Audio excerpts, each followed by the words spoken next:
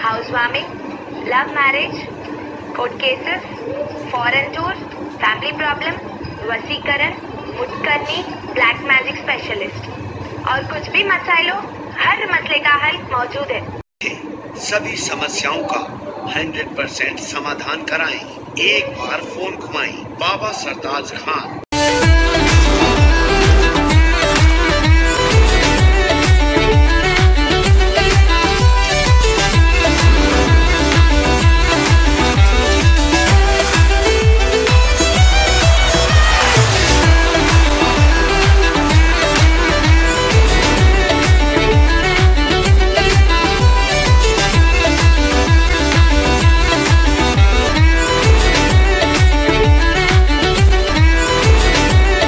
Wooden touch Bhanwarnath Azamgarh, a complete hardware store.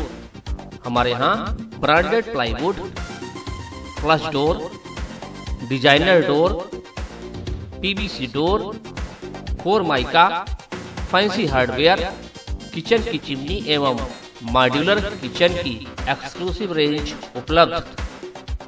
अपने आशियाने में लगाइए 4 चांद, पहुंचिए वुडन टच भंवरनाथ आजमगढ़। नमस्कार, एबीसी चैनल में आपका स्वागत है। मैं हूं सचिन श्रीवास्तव और आप मेरे साथ देखेंगे आजमगढ़ से जुड़ी खबरें। आइए नजर डाल लेते हैं आज की खास खबरों पर। सोमवार को जिलाधिकारी राजेश कुमार ने मदुरई एयरपोर्ट का औचक निरीक्षण किया।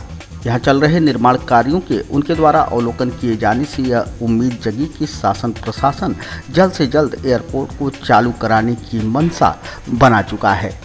निरीक्षण के दौरान समस्त निर्माण कार्यों को 15 दिनों के अंदर पूर्ण कराने के जिलाधिकारी ने जिस तरह निर्देश दिए, उससे यह स्पष्ट हुआ कि 2020 में ही उड़ानों का सिलसिला यहां से शुरू हो जाएगा। बहरहाल आपको बता दें कि निरीक्षण के दौरान जिलाधिकारी ने कार्यदायी संस्था राजकीय निर्माण निगम के प्रोजेक्ट मैनेजर को निर्देश दिए कि एयरपोर्ट पर चल रहे समस्त निर्माण कार्यों में तेजी लाएं। जो भी निर्माण कार्य अवशेष हैं उसे 15 दिन में पूर्ण करना सुनिश्चित करें। निरीक्षण के दौरान जिलाधिकारी ने पाया कि एयरपोर्ट पर पार्किंग और लैंडस्केपिंग का कार्य अभी भी शुरू नहीं हुआ है, जिस पर नाराजगी जाहिर करते हुए उन्होंने प्रोजेक्ट मैनेजर को तत्काल इसे शुरू करने के निर्देश दिए। निरीक्षण के दौरान जिलाधिकारी ने एसडीएम सगड़ी प्रियंका प्रियदर्शनी को निर्देशित किया कि एयरपोर्ट के पास सटे हुए जिन मकानों को हटाया जाना है उनका मूल्यांकन कर भुगतान कर मकानों को हटाया जाना भी तत्काल शुरू किया जाए। यूपी बोर्ड परीक्षा का परिणाम घोषित हो गया है। बोर्ड परीक्षा में राहुल सांस्कृत्यायन जन इंटर कॉलेज लच्छीरामपुर के हाई स्कूल एवं इंटरमीडिएट के छात्रों का परीक्षा फल 100% प्रथम श्रेणी रहा, जो कि पूरे जिले के सर्वोत्तम परिणामों में से एक है। हाई स्कूल में विद्यालय के आलोकनाथ यादव ने 88.67% अंक पाकर प्रथम स्थान, आयुष मिश्र एवं अभिषेक यादव ने 85.67% अंक प्राप्त कर द्वितीय स्थान तथा आदित्य पाल ने 84.83% अंक पाकर तृतीय स्थान प्राप्त किया। वहीं इंटर में 83% अंक पाकर प्रतिमा प्रजापति को प्रथम स्थान, मुकेश यादव को 82.80% अंक के साथ द्वितीय स्थान तथा आशीष पांडे 80.60% अंक प्राप्त कर तृतीय स्थान मिला। टॉपर छात्र छात्राओं ने अच्छे रिजल्ट का श्रेय परिजनों के साथ ही विद्यालय के शिक्षक विनोद चौरसिया, रामनयन मौर्य, माधुरी तिवारी, प्रवीण पांडे, रीता सिंह, अनिल रजक तथा संदीप सिंह को दिया है। मेरी सफलता का पूरा श्रेय मेरे विद्यालय परिवार राहुल सांस्कृत्यायन जन इंटर कॉलेज और उनके शिक्षकों को जाता है। उन्होंने मुझे पढ़ने में बहुत ही प्रेरणा दी है और इसके साथ साथ ही मेरे परिवार का भी पूरा सहयोग रहा है और मैं इसी के साथ बहुत आगे जाना चाहती हूँ। मेरा सपना रहा है बचपन से कि मैं एक अच्छी डॉक्टर बनूँ और मैं इस सपने को पूरा करना चाहती हूँ। अच्छे मार्क्स पाने के लिए किस तरह पढ़ाई, किस तरह तैयारी करनी चाहिए? स्कूल से जाने के बाद मैं रात भर पढ़ती थी, सोती थी तो इतना प्रेशर मेरे था कि जब मैं सोती थी तो सोते हुए भी जो पढ़ी रहती थी वो बोल देती थी। इतना कि प्रेशर हो गया था मेरे पे, लेकिन फिर भी मुझे उम्मीद नहीं थी कि मैं इस कामयाबी तक पहुंचूंगी, लेकिन मैं पहुंची। मुझे बहुत अच्छा लगा और मैं कम से कम 12-13 घंटे पर डे पढ़ाई करती थी। सामना हुआ तो किस तरह का हेल्प किसने किया? मम्मी मेरी बहुत सपोर्ट करती हैं। किस तरह का सपोर्ट करती हैं? वो जब मेरा एग्ज़ाम आता है तो मुझे कोई काम नहीं करने देती है। उस टाइम मुझे अगर मेरा एग्ज़ाम एक हफ्ते पहले है तो मैं उस समय कोई काम नहीं करती हूँ, इसलिए हमेशा सपोर्ट करती हैं। बाकी टाइम मैं बहुत काम करती हूँ। टीचरों का हेल्प भी आपने लिया किसी से पढ़ाएंगे किसी से? मेरे जितने भी सब्जेक्ट टीचर हैं उनका बहुत सपोर्ट रहा है हमेशा से। दुनिया बच्चे तैयारी करें उनके लिए क्या मैसेज देना चाहेंगे, किस तरह पढ़ाई करें कि अच्छे मार्क्स पाएँ? बस ये कि जितना वो पढ़ें मतलब अच्छे से पढ़ें और अपने मम्मी पापा के सपनों को पूरा करें। कभी उनकी आंखों में देखें कि वो कैसे हम लोगों को पढ़ा रहे हैं। कभी वो तुम्हारी वजह से परेशान ना हो, मजबूर ना हो। तुम कुछ ऐसा करो कि उनका सर हमेशा गर्व से ऊंचा रहे। किसको देते हैं? मैं विद्यालय देना चाहता हूँ और अपने मम्मी पापा को, अपने बड़े भाई को भी।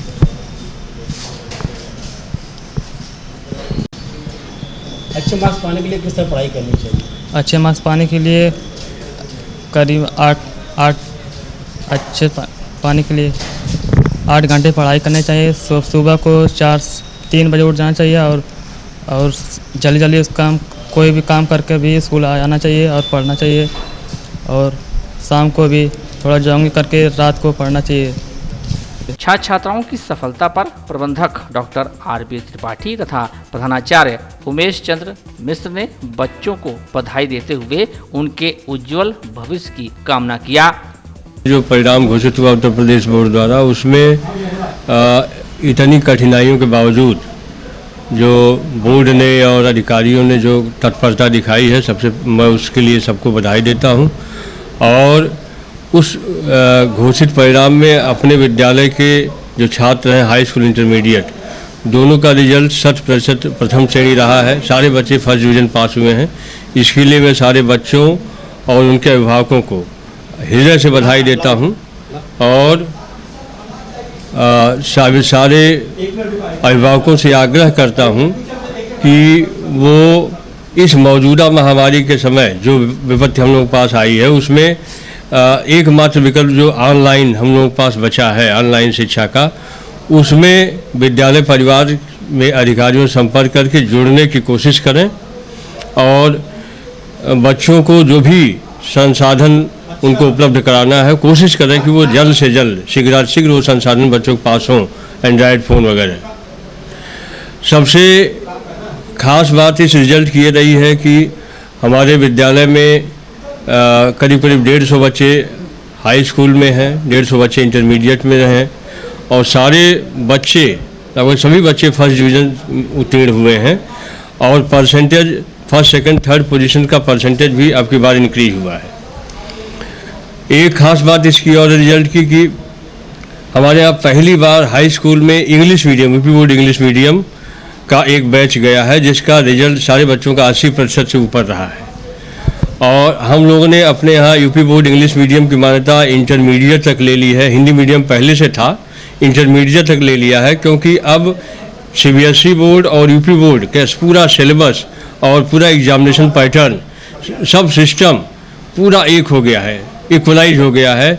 योगी सरकार ने, आदित्यनाथ सरकार ने इसको एकदम इक्वल बना दिया है। तो अब कोई ज़रूरत नहीं है कि बच्चे सीबीएसई बोर्ड में जाएं। सारे बच्चे यूपी बोर्ड में वही कोर्स और उसी तरह के विद्वान शिक्षकगण से वो सारी शिक्षा ले सकते हैं जो सीबीएसई बोर्ड में ले रहे थे। तो अब यूपी बोर्ड सीबीएसई बोर्ड से किसी तरह से भी कमतर नहीं है, एकदम बराबर हो गया है। और एग्जामिनेशन पैटर्न, इवैल्यूएशन पैटर्न और प्लस एजुकेशन पैटर्न जो है सब सेम हो गया है। तो इसलिए सभी बच्चे यूपी बोर्ड इंग्लिश मीडियम की मान्यता भी हम लोगों ने ले लिया है। और मैं सारे गार्जियन से, सारे अभिभावकों से, सारे बच्चों से मैं आग्रह करता हूँ कि सब बच्चे अब इस विषय में सोचें कि अब उनको यूपी बोर्ड इंग्लिश मीडियम, अगर इंग्लिश मीडियम में पढ़ना है तो यूपी बोर्ड इंग्लिश मीडियम में पढ़ करके वो वही कुशलता और वही दक्षता प्राप्त कर सकते हैं जो उनके दिमाग में तथाकथित एक कॉन्सेप्ट भरा हुआ है कि उसे सीबीएसई बोर्ड से आता है। अब वो यूपी बोर्ड से भी वो ले सकते हैं और उसी कुशलता के साथ, उसी दक्षता के साथ। शहर के रैदूपुर में स्थित जर्नलिस्ट क्लब के कार्यालय में सोमवार के दिन प्रेस वार्ता का आयोजन किया गया। जिसमें जनपद के प्रिंट मीडिया और इलेक्ट्रॉनिक मीडिया के पत्रकारों से बातचीत करते हुए क्लब के अध्यक्ष और वरिष्ठ पत्रकार आशुतोष द्विवेदी ने आईएमए के विगत दिन के बयान की घोर निंदा करते हुए कहा कि पत्रकारों और पत्रकारिता को डराने की कोशिश न की जाए। हम जनता की आवाज हैं और उसके प्रतिनिधि के रूप में कार्य करते हैं। जिस तरह से नगर के लाइफलाइन हॉस्पिटल द्वारा कोविड-19 के मानकों का उल्लंघन निरंतर किया जा रहा है और प्रशासनिक पकड़ का लाभ लेकर बच जा रहा है, यह कुत्सित विचार है और प्रशासनिक भेदभावपूर्ण रवैये पर सवाल उठाने वाले, लिखने वाले पत्रकारों और सामाजिक संगठनों के ऊपर मुकदमा दर्ज किया गया है, जो लोकतंत्र में चौथे स्तंभ की आवाज दबाने की कोशिश है। यह अभिव्यक्ति की आज़ादी पर पहरा है। इस घटना के बाद पत्रकारों और सामाजिक संगठनों ने 14 सूत्री मांगों का ज्ञापन आयुक्त आजमगढ़ और जिलाधिकारी आजमगढ़ को दिया था, जिस पर दोनों अधिकारियों ने जांच टीम गठित कर लाइफलाइन हॉस्पिटल के मानकों की जांच करने का आदेश दिया था। अभी यह जांच चल रही थी, लेकिन आईएमए लाइफलाइन के बचाव में नियमों और संवैधानिक मर्यादाओं को ताक पर रखकर प्रेस कॉन्फ्रेंस के माध्यम से जिस तरह से पूरी जांच प्रक्रिया को ही रोकने का अनर्गल दबाव प्रशासनिक अधिकारियों पर डाल रहा है, यह सर्वथा अनुचित है। हम इसकी घोर निंदा करते हैं। साथ ही यह मांग करते हैं कि लाइफलाइन ही नहीं बल्कि जनपद के सभी अस्पतालों के मानकों की जांच होनी चाहिए और आईएमए को इसमें आगे आकर सहयोग करना चाहिए। देखिए, सबसे पहले तो जो पूरा मसला है उसको उसकी गंभीरता को समझने का सवाल है। चूँकि ये एक पैंडेमिक दौर है और इस वक्त महामारी जैसी परिस्थिति पूरे देश में उत्पन्न हुई है और ये पूरा मसला इस बात से जुड़ा हुआ है। लाइफलाइन हॉस्पिटल आजमगढ़ जनपद शहर का हॉस्पिटल है और हम लोग मानते हैं कि वो सकारात्मक दिशा में उसका काम भी ठीक है, किंतु सबसे पहले हमको ये देखना पड़ेगा कि कोविड-19 की अपनी कुछ गाइडलाइंस हैं, जो सरकार ने जो मानक तय किए हैं, उन मानकों को लेकर के सवाल उठा है। और सवाल ये उठा है कि कोविड की जांच वहाँ पर जो लोग एडमिट हो रहे हैं उनकी हुई कि नहीं हुई, वहाँ से कोविड पॉजिटिव के मरीज पाए गए हैं। ऐसे में ये साफ हो जाता है कि जो कोविड की गाइडलाइंस है उसका पालन हॉस्पिटल नहीं कर रहा है। अब सवाल इस बात का है कि हॉस्पिटल की गुणवत्ता और उसके महत्व को लेकर नहीं बल्कि सवाल कोविड की गाइडलाइंस को लेकर के। ऐसे में ये एक खबर चलती है सोशल मीडिया पर और उसको तमाम जो हमारे सिविल सोसाइटी के लोग हैं उन्होंने उठाया इस बात को कि तमाम मरीज जो वहाँ एडमिट हैं उनकी जान पर गंभीर संकट उत्पन्न हो सकता है। ऐसे में यहीं से इस पूरे प्रकरण की शुरुआत होती है, इसका प्रारंभ होता है। अब अस्पताल इसको व्यक्तिगत अपनी अस्मिता और प्रतिष्ठा से अगर जोड़ करके देखता है तो पत्रकारों का मानना है कि निश्चित रूप से वो एक गलत कदम है। अस्पताल इसको व्यक्तिगत प्रतिष्ठा से जोड़ते हुए पत्रकारों के खिलाफ अज्ञात मुकदमा दर्ज कराता है। तो ऐसे में पत्रकार इस पूरी अलख और आंदोलन को आगे बढ़ाते हुए सवाल पूछते हैं कि क्या जो मानक है प्रशासन के या स्वास्थ्य विभाग के वो अन्यों के लिए भी वैसे ही है क्या जैसे इस बड़े अस्पताल के लिए है? ये सबसे अहम और बुनियादी और महत्वपूर्ण सवाल है। तो अगर मानक एक है तो फिर कुछ अस्पतालों को उसी प्रकरण में बंद किया जाता है, सील किया जाता है और एक दूसरे अस्पताल के खिलाफ कार्रवाई में शिथिलता बरती जाती है। तो ऐसे में ये सवाल उठना बेहद लाजमी है कि आखिर ये भेदभावपूर्ण रवैया क्यों हो रहा है। पत्रकारों के संगठन समेत सिविल सोसाइटी के जो लोग हैं उसमें गांधीगिरी टीम है, उसमें JYSS है, उसमें और भी ढेर सारे संगठन और बुद्धिजीवी लोग हैं। वो लोग इस बात को लेकर के जनपद के जिलाधिकारी और मंडलायुक्त के पास जाते हैं और एक प्रपत्र सौंपते हैं कि साहब ये 14 सूत्री मांगे हैं, 14 सूत्री एक ज्ञापन है कि विभिन्न अस्पतालों समेत उक्त अस्पताल का भी जांच होनी चाहिए कि किन बिंदुओं और किन मानकों पर वो खरा उतरता है। ऐसे में अस्पताल की तरफ से उसका पक्ष रखने के लिए बेहद सम्मानजनक जो संस्था है हिंदुस्तान के, जिसके सभी जनपदों में अपनी इकाइयां हैं, जिसे हम इंडियन मेडिकल एसोसिएशन के नाम से जानते और पहचानते हैं, आईएमए एक रेप्यूटेड संस्थान है। आईएमए से ये अपेक्षा नहीं की जाती कि वो पत्रकारों के इस संवेदनशील मसले पर और आम आदमी के संवेदनशील मसले पर दोहरा मापदंड अपनाते हुए वो किसी एक अस्पताल के पक्ष में खड़ा हो जाएगा और ये कोशिश करेगा सरकार पर कि दबाव बना ले कि जांच बीच में स्थगित होनी चाहिए और पत्रकारों के खिलाफ अज्ञात में नहीं बल्कि नामजद मुकदमा कायम होना चाहिए। तो ऐसे में ये उसकी साख पर सवाल है। ये बेहद ज़रूरी है कि आईएमए के लोगों को भी खुद से इस मामले में आगे आना चाहिए कि स्वास्थ्य सुविधाओं से जुड़े जो भी नर्सिंग होम हैं, जो भी डॉक्टरों के संस्थान यहाँ चल रहे हैं, वो मानक पर खरे हैं कि नहीं, इसमें जांच में न सिर्फ सहयोग करना चाहिए आईएमए को, तो आईएमए इसके खिलाफ दबाव बना रहा है। यानी कि ये देखने वाली बात होगी यहाँ पर कि उत्तर प्रदेश सरकार की जो गाइडलाइंस हैं इन स्वास्थ्य सुविधाओं को मुहैया कराने वाले अस्पतालों के लिए, वो उसकी अनदेखी कर रहा है। आज जर्नलिस्ट एसोसिएशन की ये जो बैठक है वो इस बाबत ही बुलाई गई है कि पत्रकारों के खिलाफ आप किसी प्रकार का कोई इस तरीके का भाव अपने मन में न लेकर के चले कि पत्रकार का किसी से व्यक्तिगत विद्वेष है। पत्रकार एक व्यवस्था के ऊपर सवाल उठा रहा है जो लाजमी भी है आज की तारीख में।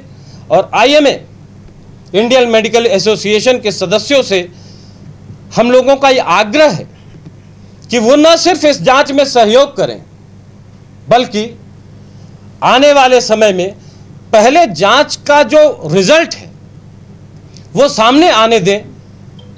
माननीय मंडलायुक्त ने, आजमगढ़ के जिलाधिकारी ने इस पर जांच की एक कमेटी बनाई हुई है। मंडलायुक्त ने मंडल के अधिकारियों की एक कमेटी बनाई हुई है। जांच की रिपोर्टें अभी आई नहीं। क्या ये लाजमी सवाल नहीं है कि शहर में जो भी क्या अस्पताल संचालित हो रहे हैं उनके पास सुविधाओं के नाम पर उनके कैंपस के अंदर कुछ हो सकता है, लेकिन क्या वो मानकों को स्वास्थ्य सुविधाओं के पूरा करते हैं? अगर ये सवाल उठ रहा है तो उनको जांच में सहयोग करना चाहिए, न कि पत्रकारों के खिलाफ किसी प्रकार की कुत्सित मानसिकता से ग्रसित होकर के और इसको लेकर के दबाव बनाना चाहिए प्रशासन के ऊपर।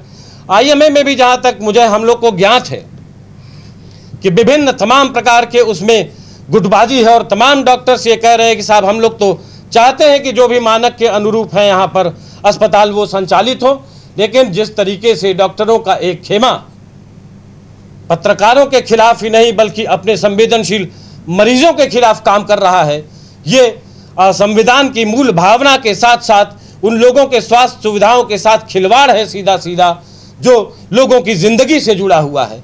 और ऐसा मजाक किसी भी हालत में पत्रकार बिल्कुल बर्दाश्त नहीं करेंगे। और अगर इस आंदोलन को और आगे बढ़ाने की जरूरत पड़ी तो बिल्कुल इस आंदोलन को आगे बढ़ाया जाएगा। और इस दायरे में आईएमए के तमाम जो सदस्य भी हैं, जिनके भी अस्पताल यहाँ संचालित हो रहे हैं, ये देखना पड़ेगा कि उनके जो संचालित हो रहे हैं अस्पताल क्या वो मानक को पूरा करते हैं। मैं तो मांग करता हूं कि आजमगढ़ के जितने भी ये अस्पताल संचालित हो रहे हैं इनकी भी जांच होनी चाहिए और ये भी देखना पड़ेगा कि आखिर वो मानकों को बिना पूरा किए हुए स्वास्थ्य विभाग में पैसे दे करके और किस तरीके से वो चला रहे हैं, यहाँ पर अस्पताल और मरीजों की जिंदगी के साथ खिलवाड़ कर रहे हैं। ये हम पत्रकारों का दायित्व है और हम अपने दायित्व को बिल्कुल बखूबी निर्वहन करेंगे और पूरा करेंगे। अस्पताल ने, मैंने पहले ही जैसे कि कहा कि ये उन्होंने अपनी इसको व्यक्तिगत प्रतिष्ठा से जोड़ा हुआ है ये व्यक्तिगत प्रतिष्ठा का सवाल नहीं है। अगर इस तरीके की कोई बात सामने आई कि कोविड-19 की जो गाइडलाइंस हैं उसको पूरा नहीं कर रहा है एक अस्पताल, तो अस्पताल प्रशासन को सामने आना चाहिए था, डॉक्टर को सामने आना चाहिए था, जिले के सभी पत्रकारों को आमंत्रित करके, सामान्यतया वो प्रेस कॉन्फ्रेंस करते रहते हैं, तो उनको आकर के ये बात बतानी चाहिए थी कि नहीं हमारा अस्पताल मानकों को पूरा कर रहा है, उनकी भी बात हम सामने रखते। लेकिन उन्होंने ये तो सामने रखा नहीं, अलहदा उन्होंने इससे अलग जा कर के अपनी जो ये प्रतिष्ठित संस्था है IMA, इसको सामने ले आए हैं और अब वो ये कह रहे हैं कि पत्रकार कौन है कौन पत्रकार नहीं है, अब इसकी भी जांच वो करेंगे, वो संपादकीय मंडल का निर्धारण करेंगे। हम तो ये कहते हैं कि अगर उनको किसी बात का रोष है, पत्रकारों से किसी बात की उनको तकलीफ है, तो हमारा पत्रकार संगठन जो पूरे जनपद का, वो इस बात के लिए तैयार है। इस मामले को उठाने के लिए हमारे वरिष्ठ जो पत्रकार हैं, देखिए अरविंद सिंह जी आपके बगल में बैठे हुए हैं। अरविंद सिंह जी के बारे में मैं आपको बता दूं कि उनके पास विजयवाड़ा यूनिवर्सिटी से वो गोल्ड मेडलिस्ट है पत्रकारिता में, शोध पर उनका बड़ा काम रहा है पत्रकारिता का। साथ ही साथ 10 सालों से वो अखबारों में हैं और अखबार से वो जुड़े हुए हैं और उत्तर प्रदेश सरकार की वो मान्यता प्राप्त प्रतिनिधि हैं यहाँ पर। तो ऐसे में हमारा तो ये कहना है कि साहब आप किसी पत्रकार कोई आपके ऊपर अघोषित तौर पर ये मतलब दबाव बना रहा हो, किसी तरह की कोई बात कर रहा हो, आपको कोई अगर मांग रखनी है, कोई जांच की मांग रखनी है, तो हम लोग सहर्ष तैयार हैं और उसमें हम लोग मतलब ये भी करेंगे कि देखेंगे कि इस मामले में क्या गंभीरता है। लेकिन किसी का ये कुत्सित और ये अगर प्रयास है कि इस जांच को दबा लेगा, तो वो उत्तर प्रदेश सरकार जो इस वक्त कोविड-19 को लेकर गंभीर है, मैं समझता हूं कि ये उसका प्रयास सफल नहीं होगा और विफल होगा ये प्रयास। सर, आज पूरे मामले के लिए स्वास्थ्य विभाग कितना जिम्मेदार है? मामला वहीं से शुरू हुआ, स्वास्थ्य विभाग आज भी कन्नी काट गया। देखिए, स्वास्थ्य विभाग के जो अधिकारी हैं उनकी कितनी गंभीरता है इस मसले पर, ये इसी बात से समझा जा सकता है कि इस शहर में कुकुरमुत्ते की तरह फैले हुए ये जो नर्सिंग होम्स हैं, नर्सिंग होम्स किसी भी मानक को पूरा नहीं करते। वो अपने कचरे को उठा करके उनके फेंकने की कोई व्यवस्था नहीं है। तमाम जो अस्पताल हैं वो अपने यहाँ पैथोलॉजी रन कर रहे हैं, वो अपने यहाँ डायग्नोस्टिक सेंटर्स रन कर रहे हैं और उनके पास पार्किंग नहीं है। लोगों का जीना उन्होंने मुहाल कर रखा है। पैसे के दम पर ये सब कुछ जो कुछ खेल चल रहा है, इसमें स्वास्थ्य विभाग पूरी तरह से शामिल है। जांच की अभी तक रिपोर्ट नहीं दे सका। जिलाधिकारी ने एक कमेटी बनाई है, मंडल आयुक्त ने बनाई है, 5 दिन गुजर गया, आज 5 दिन में जांच का कोई भी रिजल्ट नहीं आया। एडीए भी जिम्मेदार है इस मामले में। बिना मानक के तमाम बिल्डिंगें 4 तल्ला 5 तल्ला बनती जा रही हैं, डॉक्टरों का शोषण करके पैसे से जो है बनाते जा रहे हैं और उसके बाद पत्रकारों को जेल भिजवाने का षड्यंत्र कर रहे हैं। क्या मांग है आपकी प्रशासन से इस मामले में? हमारी प्रशासन से यही मांग है कि वो इस मामले में दूध का दूध और पानी का पानी जल्दी से जल्दी करें और जितने भी नर्सिंग होम हैं आजमगढ़ में, उनकी सबकी जांच होनी चाहिए कि वो मानक के अनुरूप चल रहे हैं कि नहीं चल रहे हैं। ये एक बेहद संवेदनशील और गंभीर मसला है जो आम आदमी की जिंदगी से जुड़ा हुआ है। आजमगढ़ शहर के रैदोपुर में स्थित लाइफलाइन हॉस्पिटल के खिलाफ सोशल मीडिया पर कतिपय लोगों द्वारा दुष्प्रचार किए जाने का आरोप लगाते हुए इंडियन मेडिकल एसोसिएशन ने रविवार के दिन IMA भवन में बैठक कर सोमवार के दिन जिलाधिकारी को ज्ञापन देकर सोशल मीडिया पर प्राइवेट हॉस्पिटल एवं अस्पतालों के विरुद्ध दुष्प्रचार करने वालों पर विधिक कार्रवाई की मांग किया। इस दौरान IMA अध्यक्ष डॉक्टर DP राय और डॉक्टर अशोक सिंह ने कहा कि जिले में जो भी प्राइवेट हॉस्पिटल हैं वह मानक को पूरा करते हैं। ऐसे में अगर दुष्प्रचार करने वालों पर कार्रवाई नहीं हुई तो प्राइवेट चिकित्सक कामकाज ठप कर हड़ताल पर चले जाएंगे। आज का विषय है कि नर्सिंग होम अगर अस्पताल की कार्य पद्धति के बारे में कतिपय लोगों द्वारा सोशल मीडिया पर दुष्प्रचार किए जाने के संबंध में हम जिले के जितने भी प्राइवेट हॉस्पिटल हैं ये सरकारी गाइडलाइन का पूर्णतः पालन करते हुए मरीजों को भर्ती कर रहे हैं। अगर कोविड-19 का कोई मरीज आता है तो हम उसको कोविड हॉस्पिटल L1 L3 में भेज देते हैं उसको। मान लीजिए आपके पास पेशेंट गलती से आ गया, नहीं जानकारी है, कुछ सिम्टोमेटिक, उनको और कोई हेड इंजरी हुई या और किसी तरह कोई बात हुई तो आता है तो पहले हमारे यहाँ आता है। तो हम लोग उसको पहले ट्रीट करते हैं और जगह जगह हम लोगों ने अलग कर रखा है अपने हॉस्पिटल में। उस जगहों पर उनको रखा जाता है, अगर शक लगती है तो उसको जांच कराई जाती है, अगर वो कोविड पॉजिटिव पाए जाते हैं तो उस पार्ट को बंद करके 24 घंटे सैनिटाइज करके फिर हम दोबारा मरीज भर्ती करते हैं। ये सरकार की, उत्तर प्रदेश सरकार की और हमारे ज़िले के प्रशासन की गाइडलाइन है, उसका पूर्णतः पालन करते हुए हम कार्य कर रहे हैं। दूसरा है कि हमें प्रशासन का इसमें सहयोग भी मिल रहा है, प्रशासन का इसके लिए हम धन्यवाद करते हैं। लेकिन कतिपय लोगों द्वारा, कुछ लोगों द्वारा मीडिया, सोशल मीडिया में, स्पेशली इन सोशल मीडिया में हमारे जो अस्पताल हैं, इसमें मैं नाम भी लूँगा, लाइफलाइन हॉस्पिटल है और भी एक लोगों का नाम लोगों ने अंकित किया है कि उसके बारे में भ्रामक प्रचार किया जा रहा है और दुष्प्रचार किया जा रहा है, बिना तथ्यों को समझे हुए, बिना किसी एविडेंस जो दुष्प्रचार किया जा रहा है। हम इसका विरोध करते हैं और प्रशासन से मांग करते हैं कि इन लोगों के खिलाफ अविलंब विधिक कार्रवाई की जाए। अगर अस्पताल में कोविड का पेशेंट है तो अस्पताल सीज नहीं होता है, उस पार्ट को 24 घंटे सैनिटाइज करके आपका अस्पताल चालू रहेगा और जो डॉक्टर और जो अटेंडेंट पेशेंट, जो हमारे स्टाफ है, जो उनके संपर्क में रहेंगे उनको क्वारंटाइन हम करेंगे, क्वारंटाइन करके और अगर जस्ट शक होगी तो जांच करा देंगे। सर, जैसा कि कहा गया है कि आईएमए द्वारा विरोध किया जा रहा है लोगों का, तो ये विलम्ब होने का कारण क्या है कि इतना विलम्ब आईएमए? इसके पहले भी हम प्रेस कॉन्फ्रेंस किए हैं, अब 5-6 दिन हो गया करीब। जब सोशल मीडिया पे पोस्ट नहीं, तो सोशल मीडिया पर किस तरह का आरोप लगाया जा रहा है, क्या है?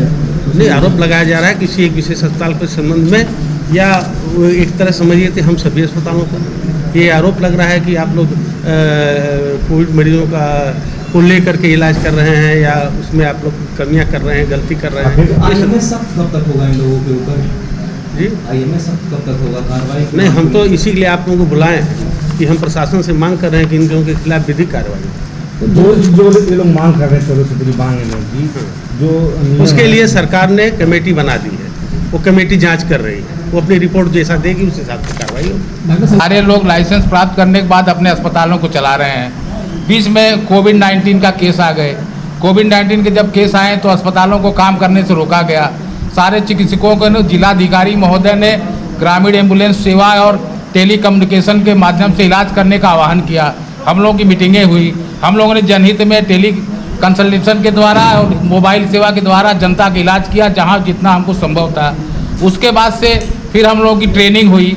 ट्रेनिंग में हम लोगों को ये तय किया गया कि आपको ट्रेनिंग किया जा रहा है, आपको स्टाफ को ट्रेनिंग दी जा रही है और अब आप अपने अस्पताल में इमरजेंसी सेवा कोविड-19 पेशेंटों से बचाव करते हुए चलाएं। हमने उसके अनुसार ट्रेनिंग प्राप्त करने के बाद पूरे अस्पताल के कर्मचारियों को ट्रेन करने के बाद पूरी जो भी गवर्नमेंट की गाइडलाइन थी, थर्मल स्कैनिंग है, रजिस्ट्रेशन, सबका नाम है, पूरे मशीन का जो पेशेंट हमारे अस्पताल में आ रहा है उसका सब तय करने के बाद हमने अपने अस्पताल की सेवाओं को चालू किया। 2 प्रकार के पेशेंट इस समय आ रहे हैं, कुछ सिम्टोमेटिक आ रहे हैं, कुछ एसिम्टोमेटिक आ रहे हैं। जो सिम्टोमेटिक पेशेंट आ रहे हैं, जिनको फीवर है या जो भी इस प्रकार से लक्षण आ रहे हैं, उसको तुरंत अस्पताल और अस्पताल के डॉक्टर उनको रेफर कर रहे हैं कि वो जहाँ भी आइसोलेशन वार्ड है, इटौरा में है या मेडिकल कॉलेज है वहाँ जाएँ। लोग जो एसिम्टोमेटिक पेशेंट है, अगर उनको हम गलती से भर्ती कर ले रहे हैं, अगर वो जाँच के दौरान अगर पॉजिटिव पाए जाते हैं तो तुरंत उनको हम रेफर कर रहे हैं, जो गवर्नमेंट के द्वारा हमको अधिकृत किया गया है। इन सब बातों को लेकर के कुछ कतिपय लोग जो फेसबुक के माध्यम से कर रहे हैं, जैसा कि कुछ पत्रकार हैं जो कि पत्रकार पूरी तरह से नहीं है, क्योंकि हम लोग जानते हैं, माननीय अध्यक्ष जी को भी मालूम, हमें भी मालूम है और आपको भी मालूम है। आप चाहते हैं कि हम आप लोगों को उनका नाम बताएं? हाँ, इस प्रकार के लोग जो पत्रकारिता को गंदा कर रहे हैं। आप सभी सम्मानित पत्रकार हैं, हम सभी सम्मानित डॉक्टर हैं, लेकिन आपके व्यवसाय को कुछ लोग गंदा करके ऐसा माहौल बना करके डॉक्टरों को और अस्पतालों के पीछे पड़ करके गिरोहबंदी की तरह काम कर रहे हैं। कभी इनके खिलाफ कल डीएम से हम लोगों ने समय लिया 11 बजे और डीएम से मैंने बात किया है कि इस प्रकार से मनी लॉन्ड्रिंग का केस चल रहा है डॉक्टरों के ऊपर। अगर इस प्रकार की स्थिति चलेगी, हमारा डॉक्टर भयग्रस्त रहेगा, तो हम चिकित्सा सेवा को बिल्कुल ठप कर देंगे और हम पूरा आंदोलन करेंगे, उनके खिलाफ कार्रवाई की मांग करेंगे, मुख्यमंत्री से मांग करेंगे, राज्यपाल से मांग करेंगे, प्रधानमंत्री से मांगे, राष्ट्रपति से मांग करेंगे, हमारे प्रदेश के आईएमए को लाएंगे, नेशनल प्रेसिडेंट को इसमें इन्वॉल्व करेंगे, लेकिन डॉक्टरों के हित को अहित नहीं होने देंगे। आखिर इतना दिन बाद आप लोगों ने ऐसा कदम क्यों? ऐसा है कि चूंकि हम लोग थोड़ा समाज के सेंसिटिव लोग हैं और सुलझे हुए लोग हैं और हम लोगों ने इस बातों को जाना अपने चिकित्सक के लगातार कांटेक्ट में हम लोग रहे, हमेशा डॉक्टर से बात करते रहे।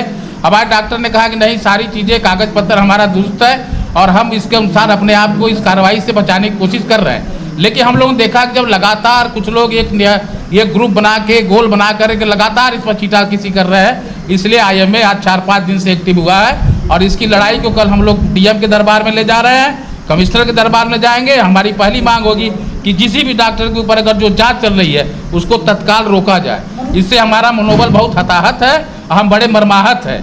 हमें जब मरीजों की सेवा करनी है, मरीजों का इलाज करना है, हमारे सारे सर्टिफिकेट, सारे लाइसेंस, सारी हमारी परफेक्टता को पूर्व में जांच कर चुके हैं लोग। CMO ने हमें अधिकृत किया है, गवर्नमेंट के द्वारा अस्पतालों की लिस्ट जारी है, उसमें हमारे अस्पताल के नाम है। अगर जब हमारे पास सब कुछ सर्टिफिकेट है तो हमारे ऊपर जांच का कोई महत्व नहीं बनता है। और जो हमारा पेशेंट और डॉक्टर का जो रिलेशनशिप होता है, हमारा एक कॉन्ट्रैक्ट होता है। जब मरीज हमारे अस्पताल में आता है तो हमारा एक उसके साथ कॉन्ट्रैक्ट होता है कि हम उसका इलाज करते हैं, और मरीज का भी कॉन्ट्रैक्ट होता है कि उसका इलाज करेंगे। लेकिन जो भी आप लोग घटना देख रहे हैं, पेशेंट और मरीज के कॉन्ट्रैक्ट का कहीं भी कोई ब्रीच नहीं है। न मरीज को कोई शिकायत डॉक्टर से है, न डॉक्टर को किसी मरीज से शिकायत है। ये जबरदस्ती से उगे हुए ये लोग ऐसे खरपतवार हैं जो कि आकर के माहौल को गंदा कर रहे हैं, डॉक्टर और पेशेंट के बीच के माहौल को खराब कर रहे हैं। जिससे मुद्दों की तरह हुआ है। जिस तरह की कोशिश चल रही है, आप उनका नाम DM को दे रहे हैं, उनके खिलाफ? बिल्कुल हम देंगे कल, क्योंकि मेरे फेसबुक ID से वो लोग जुड़े हुए नहीं है, लेकिन मैं उनको मंगा रहा हूँ। अगर मुझे ID मिल गया कि जो भी ID पेश किया है, जो भी व्यक्ति होगा, उसका मैं खुद कल नाम DM को देने वाला हूँ। अब मैं मांग करूंगा कि इनके बारे में इनकी जांच कराई जाएगी कि कौन लोग हैं, क्या समाज का सारा ठीका ही लेके बैठे हैं। इस मौके पर IMA के सेक्रेटरी डॉक्टर मोहम्मद खालिद, समन्वयक डॉक्टर जावेद अख्तर, उपाध्यक्ष डॉक्टर अर्चना मैसी, पूर्व अध्यक्ष doctor Furqan Ahmad, doctor Nirmal Srivastava, doctor Shahabuddin, doctor GN Barnwal, doctor KN Singh, doctor Subhash Singh व डॉक्टर फरहान आदि मौजूद रहे। पेट्रोल डीजल के दामों में लगी आग से सरकार के खिलाफ विरोधी दलों में भी आक्रोश की ज्वाला भड़की हुई है। सप्ताह अंतर्गत कांग्रेस पार्टी ने दोबारा विरोध प्रदर्शन करते हुए पेट्रोलियम दामों में लगातार की जा रही बेतहाशा वृद्धि को लेकर सरकार को एक बार फिर घेरने का काम किया।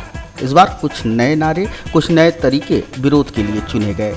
किसानों की पीड़ा को जाहिर करने के लिए ट्रैक्टर को धक्का मारते हुए कांग्रेस जनों ने अपना विरोध जताया, तो मोटरसाइकिल को ठेले पर रखकर खींचते हुए आम आदमी के दर्द को प्रतीकात्मक रूप से बयां किया। कुछ एक नए नारे भी लगे, आप भी सुनिए।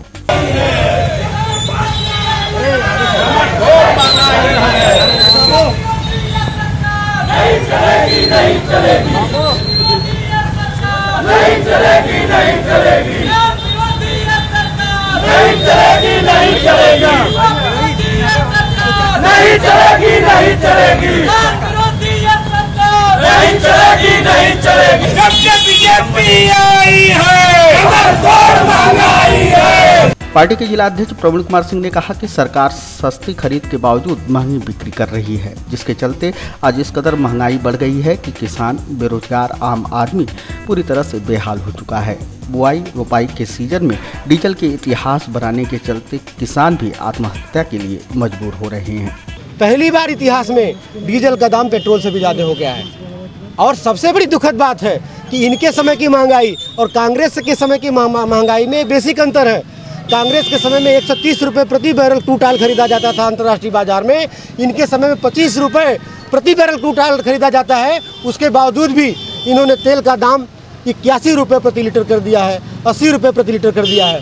मैं आपके माध्यम से देश की आवाम को, देश के किसान को, बेरोजगार को, नौजवान को मैं सचेत करना चाहता हूँ, आगाह करना चाहता हूँ कि सरकार हमको आपको आत्महत्या करने के लिए मजबूर करेगी। आज हमारे प्रदर्शन करने का उद्देश्य था कि देश का किसान आज गांव में बुआई रोपाई के काम में लगा हुआ है, उसको डीजल की आवश्यकता है। हमें अगर इंजन में, अगर ट्यूबवेल में, अगर हमको पंपिंग सेट में हमको डीजल का प्रयोग करना है, ट्रैक्टर में डीजल का प्रयोग करना है, किसान को अपनी नातेदारी, रिश्तेदारी और किसानी से संबंधित बीज आदि खरीदने के लिए भी हमें मोटरसाइकिल का भी इस्तेमाल करना है। और आपने पेट्रोल डीजल का दाम ऐसे परिस्थिति में भी कम कर दिया है कि एक तरफ कोरोना नाम की महामारी से किसान की आय, व्यापारी की आय, देश की आम जनता की आय को आपने समाप्त करने का काम किया, दूसरी तरफ आपने डीजल पेट्रोल बढ़ाने का काम किया। जब आज के पहले, कोरोना महामारी के पहले, जब आपने डीजल आते थे तो आप कहते थे मैं सेविंग कर रहा हूँ, देश के विकास में लगाऊंगा। मैं मोदी जी और योगी जी आपसे पूछना चाहता हूँ कि जो आपने विगत 5 सालों में सस्ते क्रूड ऑयल के खरीदने के बावजूद भी अंतर्राष्ट्रीय बाजार में आपने महंगे दर पर डीजल पेट्रोल बेचा है इस देश में, जो कलेक्शन लगभग 10 लाख करोड़ रुपए का हुआ है। आज इस महामारी के दौर में आपने कहाँ काम खर्च करने का काम आप कर रहे हैं? आपने रिजर्व बैंक से रिजर्व फंड तक को ले लिया, प्राइवेट कंपनी, सरकारी कंपनियां प्राइवेट कंपनियों के हाथों में बेच डाली और हमारा किसान, बेरोजगार नौजवान आत्महत्या के कगार पर है। और योगी मोदी जी, मैं आपको आगाह करना चाहता हूं, देश की जनता आपको माफ़ नहीं करेगी। आपको डीजल पेट्रोल का दाम कम करना पड़ेगा और विगत 6 सालों में डीजल पेट्रोल के दाम से जो आपने नाजायज धन इकट्ठा किया है, अपने किन उद्योगपतियों साथियों को देने का काम किया है, यह भी आज नहीं तो कल देश की जनता को आपको बताना पड़ेगा। देश का किसान बेहाल है, उसके पास ट्रैक्टर में डालने के लिए डीजल नहीं है, इसलिए एक किसान का बेटा ट्रैक्टर के माध्यम से प्रतीकात्मक प्रदर्शन जो है डीजल के अभाव में कर रहा है कि हमारी खेती कैसे होगी, हमारी रुपाई निराई कैसे होगी। भूमाफियाओं पर धन बल के प्रभाव से लगभग 50 करोड़ की 7.5 बीघा जमीन की फर्जी तरीके से रजिस्ट्री कराए जाने की शिकायत लेकर पीड़ित सोमवार को न्याय की गुहार लेकर जिलाधिकारी के पास पहुंचा। तहसील बुढ़नपुर थाना तरौलिया के गांव खानपुर फतेह निवासी पीड़ित ज्ञानेंद्र सिंह ने बताया कि उनकी अधिकांश भूमि आजमगढ़ बाया फैजाबाद राजमार्ग पर स्थित है, जिसे भूमाफियाओं ने पीड़ित के स्थान पर किसी फर्जी व्यक्ति को खड़ा कर वो फर्जी आधार कार्ड लगाकर भूमि की रजिस्ट्री करा ली है। फर्जी तरीके से भूमि के बैनामी के बाद से पीड़ित व उसका परिवार मरणासन स्थिति में है। पीड़ित ने जिलाधिकारी को प्रार्थना पत्र सौंप फर्जी रजिस्ट्री की जांच कराकर उसे निरस्त कराने, दोषियों को गिरफ्तार किए जाने की मांग की। साथ ही उनसे अपने व अपने परिवार के जान माल की सुरक्षा की भी गुहार लगाई। फर्जी बैनामा करा लिए हैं कुछ लोग मिल करके। अच्छा, कैसे करा लिए? क्या फर्जी व्यक्ति खड़ा करके, मेरे नाम का फर्जी व्यक्ति खड़ा करके बैनामा करा लिए। बैनामा करा लिए? कितना बैनामा कराए? करीब 7.5 बीघा मामला है। 7.5 बीघा।